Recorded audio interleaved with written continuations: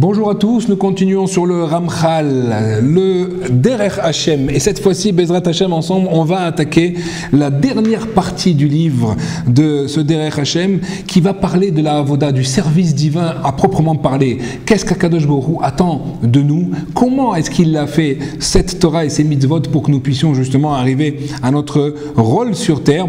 C'est ce que nous allons voir dans ces cours Bezrat Hashem qui vont arriver jusqu'à la fin du livre avec l'aide d'Hachem. Je voudrais, Bezrat Hashem, donc commencer tout de suite.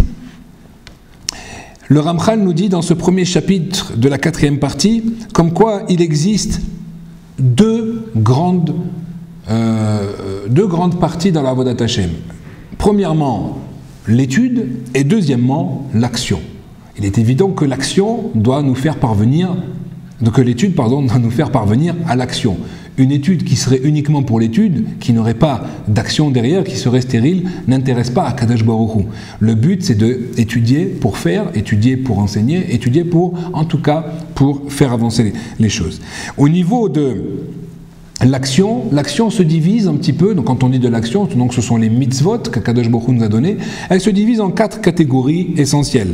Premièrement, ce qui est tmidi, donc c'est ce qui veut dire des mitzvot qui sont permanentes, que l'on peut faire à chaque instant. Par exemple, réfléchir sur l'amour d'Akadosh Baruch Hu, Ahavat Hashem, ou la crainte d'Akadosh Baruch Hu. C'est des choses que nous pouvons faire sans arrêt y réfléchir et l'accomplir. À chaque fois que je me retiens de faire une certaine chose, je le fais par crainte, donc je travaille là-dessus. Ça, c'est la première chose. La deuxième partie, ce sont les choses qui sont quotidiennes, comme par exemple les mitzvot que nous avons, les tfilin, le talit, le kriyat shema, ces choses-là. La troisième partie, ce sont des choses qui sont temporelles parfois, à des périodes précises, comme les fêtes, Pessah, Shavuot, Sukkot.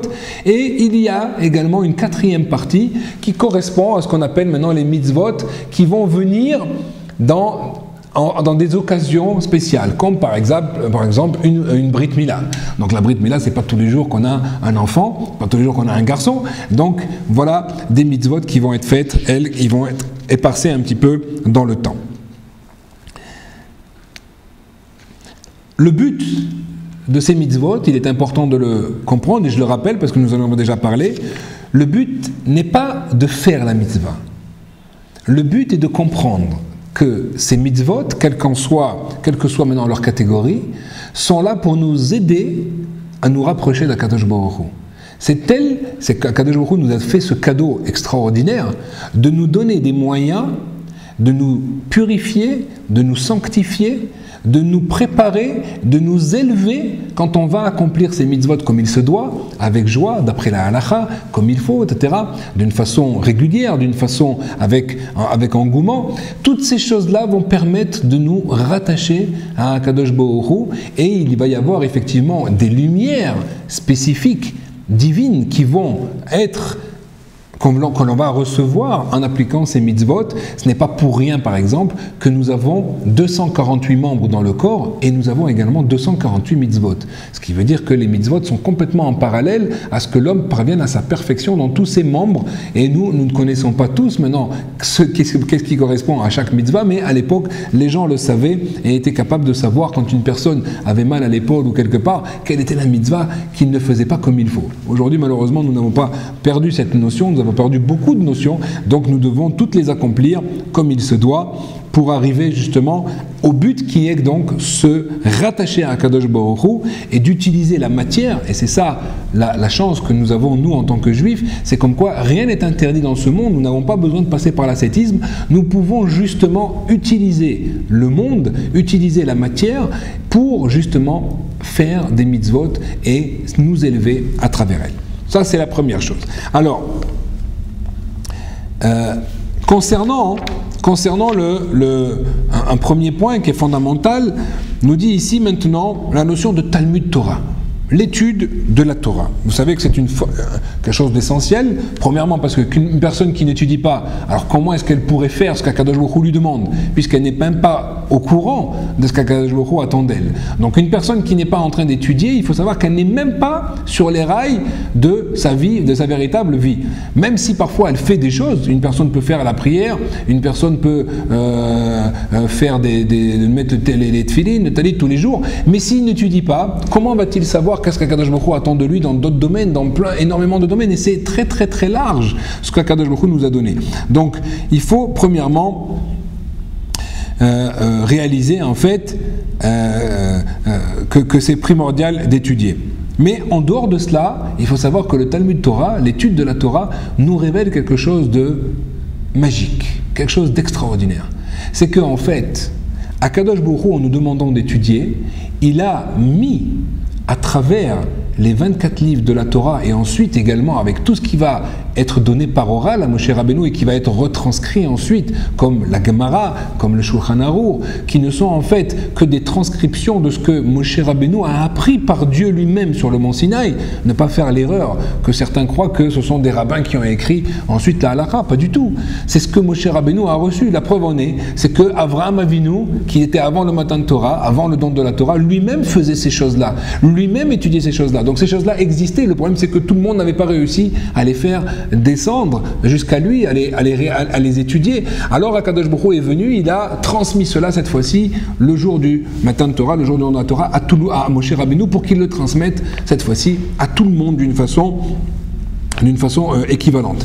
Donc c'est ce qui a été fait, et il va y avoir une influence extraordinaire. C'est que l'étude de la Torah, le Talmud Torah, ce qu'on appelle, n'est pas uniquement pour avoir la connaissance, donc avoir une chorma, une sagesse, donc de comprendre et de savoir ce que Akadosh Baruch Hu nous demande, mais il va y avoir quelque chose de beaucoup plus profond à l'intérieur. C'est qu'à chaque fois qu'un juif va étudier la Torah qui sont en fait des noms de Dieu, la Torah qui sont en fait avec une lumière d'Akadosh Baruch Hu, parce qu'il est écrit dans les livres saints comme quoi c'est le jouet d'Akadosh Baruch Hu, qu'Akadosh Baruch Hu chérit le plus, c'est la Torah. Et donc quand il nous a donné cela, il nous a donné non seulement le mode d'emploi de ce monde, non seulement les clés de la création de ce monde, mais il a également mis à l'intérieur de chaque verset une sainteté qui va nous pénétrer, qui va nous changer, qui va nous purifier également à chaque fois que nous étudions. De la même façon que nous avons vu cela tout à l'heure au niveau d'une mitzvah, mais lorsqu'on fait une mitzvah, on fait une mitzvah à un moment précis, il faut savoir qu'au niveau de l'étude, à chaque moment où un juif étudie, c'est une lumière intense qui vient vers lui, qui le nettoie, qui lui enlève maintenant toutes ces mauvaises choses, toutes ces écorces qui se sont mises sur lui par rapport aux fautes qu'il a fait, par rapport aux choses qu'il a vues qu'il ne fallait pas voir, etc. C'est quelque chose d'extraordinaire, mais qu'il faut comprendre comme quoi cela ne peut être que si on reste dans le cadre de l'étude de la Torah. Ce qui veut dire d'étudier la Torah pour la Torah, ne pas passer maintenant à des systèmes maintenant où par exemple on a vu que certains peuples ont voulu traduire la Bible pour essayer de comprendre l'histoire qu'il y a dedans. Ce n'est pas l'histoire qui nous intéresse, c'est tout ce qui est maintenant caché à l'intérieur de cela, tout ce qui est derrière maintenant toutes ces lignes et qui se garde par la transmission, qui se garde par l'hébreu, qui se garde maintenant par toute la Torah chez Bé'al Pé et également la transmission orale qui s'est faite depuis plus de 3500 ans dans le peuple juif. Donc nous dit ici maintenant, regardez les mots du Ramchal, ils sont très très forts. Il nous dit ici, c'est le but de tout ce que l'on peut trouver dans ce monde. Mais qui ressemblerait à la réalité d'Akadosh Baruch Hu lui-même, puisque Akadosh Baruch Hu lui-même et la Torah et Akadosh Baruch Hu c'est la même chose, c'est lui qui a donné cela, donc c'est une partie de lui entre guillemets, donc celui qui étudie la Torah, il se rattache à cette partie et donc se rattache à Kadosh Baruch Hu en même temps. Vika, c'est quelque chose qui est d'une élévation extraordinaire. Voilà ce qu'il a donné comme cadeau aux créatures, c'est-à-dire aux hommes de ce monde, de pouvoir étudier ce livre extraordinaire qui est le seul livre qui n'est pas humain. Est-ce qu'on réalise cela ? Est-ce qu'aujourd'hui on n'aurait pas la volonté d'aller chercher maintenant un livre qui aurait été écrit par des extraterrestres ou j'en sais rien, ou par des gens qui ont une plus grande sagesse? Si on avait aujourd'hui un livre comme cela, est-ce que les gens ne se battraient pas pour l'avoir? Eh bien pourtant les juifs nous l'avons. Nous avons effectivement ce livre extraordinaire qui nous permet de comprendre le message divin. Ve'omnam kashar aborit barar shemo ashpa'ato zod be'inan nivra. Et Akadosh Baruch Hu va mettre maintenant, va cacher à travers toutes ces lignes, à travers tous ces livres-là, puisqu'il y a ces 24 livres et tous les commentaires, et ben il va cacher toute cette lumière à l'intérieur, et c'est ce qu'on appelle Vehu à Torah, c'est ce qu'on appelle la Torah. Quelque chose d'extraordinaire aussi, nous dit le Ramchal ici. Et à chaque fois que donc un juif va étudier cela, et ben il va prendre cette influence sur lui, il va prendre cette lumière sur lui qui va le changer au-delà de toute la connaissance qu'il va acquérir également. Ve'omnam nous dit Madrigal Noragot Yesh Be'ashpa'at Hatot. Il est évident que mon quoi, il y a des niveaux infinis sur cette influence divine, sur cette lumière divine que nous pouvons recevoir. Il est évident qu'un enfant qui est à l'âge de 4 ans et qui apprend le Aleph Bet au Talmud Torah ne va pas recevoir la même lumière qu'un tzaddik qui a 80 ans et qui ça fait 80 ans qu'il est assidu dans la Torah, où lui il est dans des niveaux extrêmement élevés, dans une sainteté extrêmement élevée. Donc il y a toute une échelle maintenant, et chaque juif doit parvenir et monter ses échelons petit à petit, quelque chose d'extraordinaire, un cadeau qu'a nous donné Hachem. Nous dit également le Ramchal,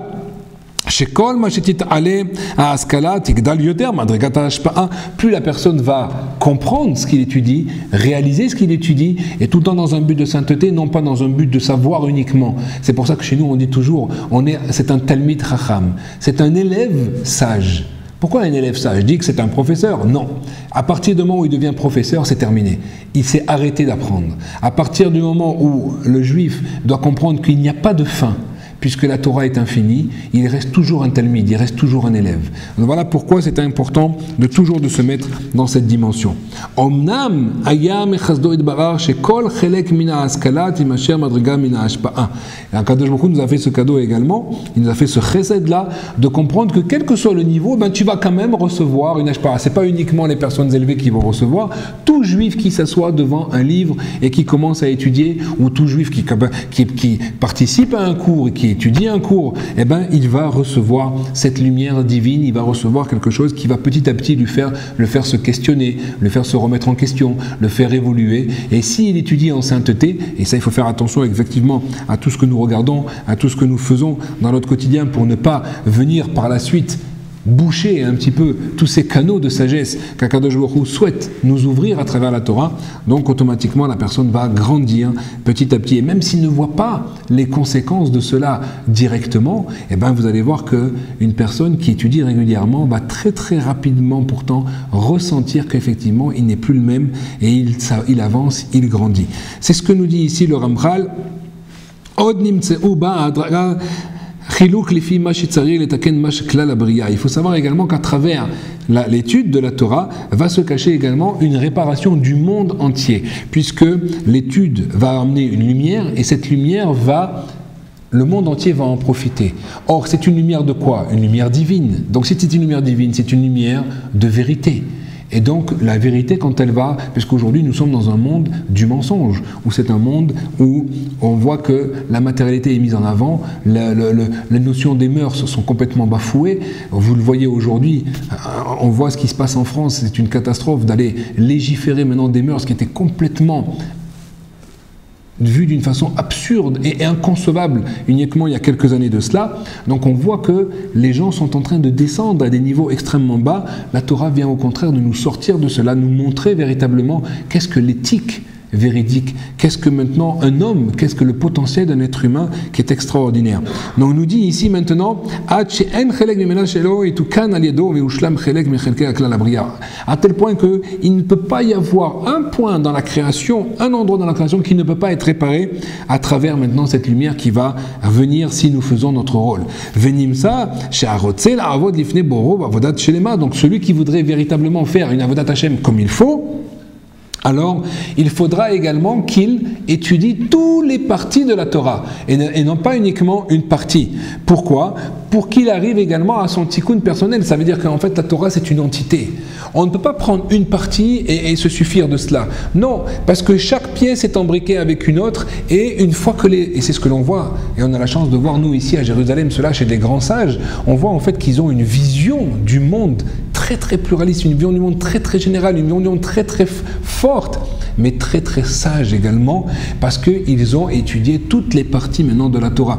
Donc chacun également, s'il veut arriver à se réparer lui-même, à monter dans son niveau de perfection, eh bien il devra également apprendre toutes les parties de la Torah pour également réparer son corps à lui, réparer son être à lui, mais également réparer toute la création et toutes les personnes qui sont autour de lui, parce que évident que chaque personne qui monte en sainteté et qui monte en connaissance, eh ben, il va pouvoir influer sur les autres personnes qui sont avec lui.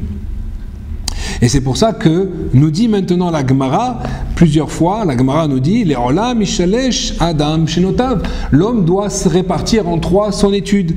Un tiers maintenant pour la Torah écrite, un tiers pour la Mishnah, la Torah chez Be'al-Peh, et un tiers pour la Gemara. En fait, c'est la notion de pilpul, la notion de recherche qui va permettre d'arriver jusqu'à la halacha. C'est ça ici la notion de Gemara, ça veut dire aller retirer maintenant des enseignements de la Mishnah et donc de la Gemara, la conséquence ilchatique, la conséquence, qu'est-ce qu'il faut faire. Le but n'est pas de rester dans une étude complètement stérile, comme on a dit tout à l'heure, mais que l'étude doit faire parvenir à l'action, et on doit donc retirer la quintessence de cette étude pour savoir qu'est-ce qu'Akadosh Baruch Hu nous demande de faire à travers ce que nous avons étudié. Évidemment, ce n'est pas quelque chose qu'on peut faire au départ, on doit d'abord apprendre les règles pour cela, mais en tout cas, petit à petit, les gens vont pouvoir le faire.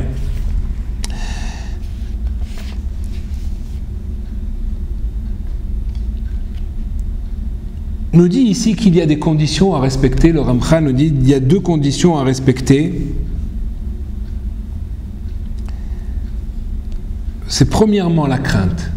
C'est extrêmement important de comprendre qu'ici on n'apprend pas une matière profane. On n'est pas à l'université du Talmud. Ça n'existe pas. Tous ceux qui ont voulu faire cela, ils ont peut-être acquis des connaissances, mais ils n'ont pas été Shomer Shabbat. Ce qui veut dire qu'en fait c'est complètement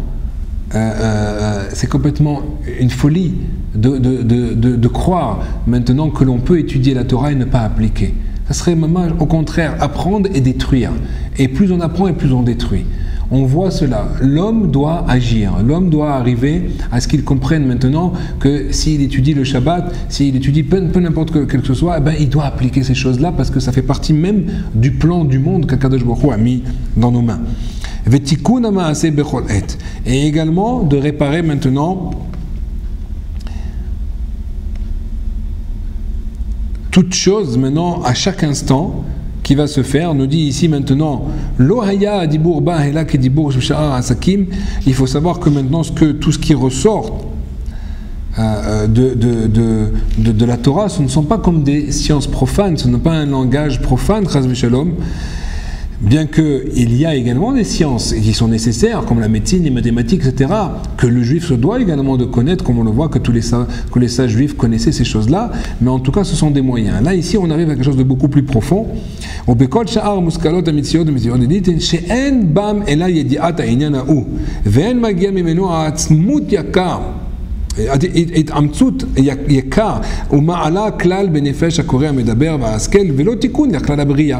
Donc il fait ici une différence fondamentale. Quelqu'un pourra être extrêmement fort en chimie. Est-ce que ça là, va transformer son être? Pas du tout. C'est quelque chose qui reste au niveau de son esprit. Il peut être extrêmement grand au niveau de la chimie, mais ce n'est pas pour autant qu'il va devenir injuste. Ce n'est pas pour autant que son acte, ses actions vont changer. Alors que dans la Torah, ce n'est pas comme cela.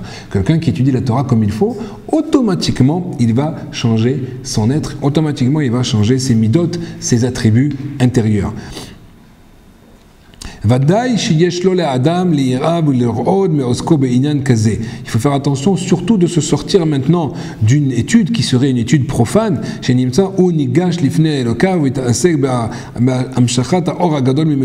comme quoi ce qu'il va faire, il va utiliser une lumière immense et l'enterrer automatiquement, et ça c'est une destruction qui se fait. Au contraire, l'homme doit comprendre qu'il est très bas par rapport à cette sagesse-là qui est immense de la Torah. D'ailleurs, il n'y a pas besoin de beaucoup, nous qui avons la chance de côtoyer des gens extrêmement grands, quand on discute avec eux, on se rend compte que vraiment, ils n'ont rien à voir avec nous.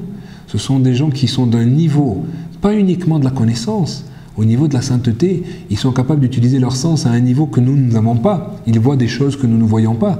ils communiquent dans des choses que nous n'avons pas accès. Donc ce qui prouve que maintenant cette étude les a véritablement transformés d'une façon positive. Ils ont véritablement grandi.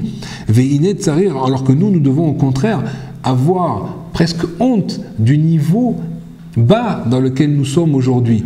Nous n'utilisons pas du tout les sens comme Akadosh Baruch Hu nous les a donnés. Est-ce qu'on croit qu'on voit véritablement? On ne voit pas du tout, on voit le côté matériel des choses. Mais il y a une chose qui est derrière beaucoup plus grande. Comment est-ce que vous pouvez expliquer qu'il n'y a pas si longtemps, Baba Saleh, que vous connaissez, quand il regardait une voiture, il savait si cette voiture roulait Shabbat.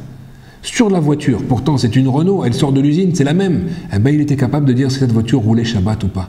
Son fils Baba Meir, quand il mettait le pied dans un mikvé, il était capable de dire si le mikvé était kasher. Mais comment c'est possible? Donc on voit qu'un a une vue que moi je n'ai pas, un a un ressenti au niveau du toucher que moi je n'ai pas. Il est capable de ressentir la sainteté des choses alors que moi je ne le ressens pas. Comment est-il arrivé cela? Par un travail intérieur extrêmement grand. Et ainsi de suite. Nous voyons donc que nous n'utilisons pas du tout les sens comme Akadosh Baruch Hu nous les a donnés, et de cela nous devons un petit peu avoir honte de ne pas utiliser le potentiel que nous avons. Mais cependant, nous devons avoir confiance comme quoi celui qui fait le travail, celui qui avance, pourra, Bezrat Hashem, un jour parvenir à ces dimensions.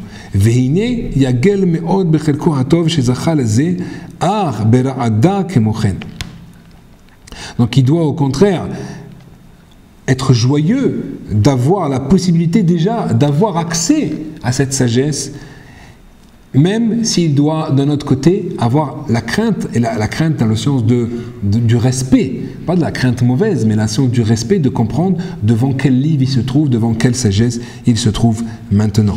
C'est ça qu'il dit ici. Et en plus de cela, cela renferme de faire attention de ne pas prendre ça à la rigolade, de faire attention de ne pas, et malheureusement très souvent aujourd'hui, c'est une habitude chez certaines personnes de dénigrer un petit peu les choses, de donner voir ce mauvais angle. Attention là-dessus, nous touchons maintenant un joyau ici, qui est le joyau d'Akadosh Baruch Hu, de faire attention comment l'étude doit être faite. Et de savoir devant qui maintenant il se tient et devant qui maintenant il est en train d'étudier. Donc c'est le Talmud maintenant qui doit véritablement être ainsi, et de façon à ce que nous puissions recevoir toute la hashpa'a, toute l'influence véritable qu'Akadosh Baruch Hu a voulu nous donner à travers cette étude.